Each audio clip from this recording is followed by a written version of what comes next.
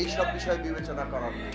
সবচেয়ে বড় কথা হচ্ছে যে আউটসোর্সিং কর্মচারীদের ক্ষেত্রে ছিল না এবং এই দৈনিক মজুরি ভিত্তিক কর্মচারীদের ক্ষেত্রেও নাই।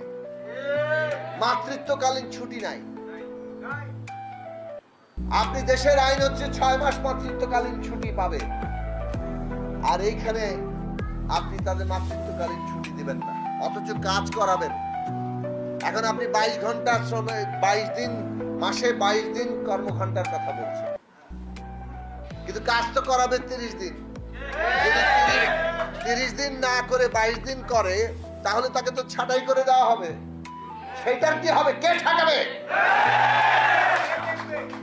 22 দিনে কাজ করে যদি কেউ তার নিজের প্রয়োজনীয় বেতন মজুরি পায়, তাহলে সে তো মানে শখ করে আরো 8 দিন কাজ করতে যাবে না।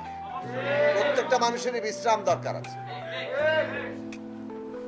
তাহলে 22 দিনের জায়গায় কেন 30 দিন কাজ করে, কিংবা কেন আপনারা কাজ করান, আর কেন কাজ না করলে ছাঁটাই করে দেন? এই ব্যবস্থা কিন্তু আপনার এই কথায় নাই। 22 দিনের কথা উল্লেখ করে দিয়েছেন, কিন্তু আসলে কর্মঘণ্টাটা 22 দিন না, এবং সেই কর্মঘণ্টা 30 দিন করা হবে, না করলে আপনার ছাঁটাই হয়ে যাবে, তার কোনো প্রতিকারের ব্যবস্থা থাকবে না। 8 ঘন্টা কাজ করার কথা, কাজ করেন 16 ঘন্টা পর্যন্ত, 1 টাকা তাদেরকে কোনো বোনাস দেওয়া হয় না।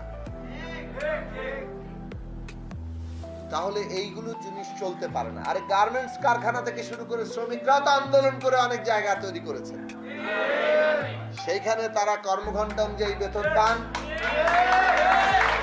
ওভারটাইম করলে ওভারটাইমের মজুরি পান, ডাবল মজুরি পান ঘন্টা হিসাবে। তারপরে তাদের সাপ্তাহিক ছুটি আছে, তাদের ট্রেড ইউনিয়ন করার অন্তত অধিকার কাগজে কলমে আছে। আজকে এই জায়গাগুলো নাই। 8 ঘন্টার জায়গায় 12 ঘন্টা 16 ঘন্টা কাজ করানো হচ্ছে, 22 দিনের জায়গায় 30 দিন কাজ করানো হচ্ছে, কিন্তু কোনো বাড়তি টাকা তাদের দেওয়া হবে না। মজুরির বাইরে লিখে দিয়েছেন যে তাদের নির্ধারিত মজুরির বাইরে কোনো বাড়তি তাদের প্রাপ্য কিংবা কোনো সুবিধা তারা পাবেন না। এটা কি করে গ্রহণযোগ্য হতে পারে?